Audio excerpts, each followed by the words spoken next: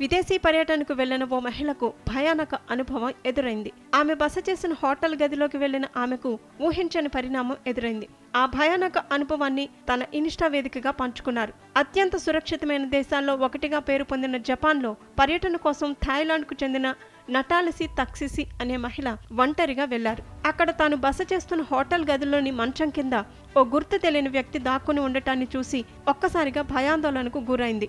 ఈ అనుభవంతో తన జపాన్ పర్యటన పీడకలగా మారిందని ఆమె ఆవేదన వ్యక్తం చేశారు. నటాలిసి తక్సిసి తన జపాన్ పర్యటనలో భాగంగా ఓ హోటల్లో గదిని అద్దెకు తీసుకున్నారు. గదిలోకి వెళ్లిన కాసేపటికి అనుమానం వచ్చి చూడగా మంచం కింద ఓ వ్యక్తి నక్కి ఉండటం గమనించారు. ఆమె కేకలు వేయటంతో ఆ వ్యక్తి అక్కడి నుంచి పారిపోయాడు. భద్రతకు అత్యంత ప్రాధాన్యతనిచ్చే జపాన్ను తన పర్యటన కోసం ఎంచుకుంటే ఇలాంటి ఘటన జరగడం తనను తీవ్రంగా కలచివేసిందని తక్సిసి తెలిపారు. హోటల్లో కీకార్డ్ యాక్సెస్ సిస్టమ్ ఉన్నప్పటికీ ఆ వ్యక్తి గదిలోకి ఎలా ప్రవేశించగలిగాడనేది అంతు చిక్కటం లేదన్నారు.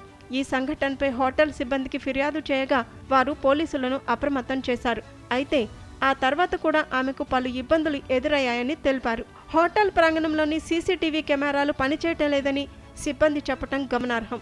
ఈ భయానక అనుభవం తర్వాత కూడా హోటల్ యాజమాన్యం తాను చెల్లించిన మొత్తాన్ని వాపసు ఇచ్చేందుకు నిరాకరించిందని ఆమె వాపోయారు. ఘటనకు సంబంధించి పోలీసుల నుంచి రిపోర్టు కాపీని పొందటం కూడా కష్టంగా మారిందన్నారు. పోలీసులు గదిని తనిఖీ చేయగా అక్కడ ఓ పవర్ బ్యాంక్, యూఎస్బీ కేబుల్ను స్వాధీనం చేసుకున్నారు.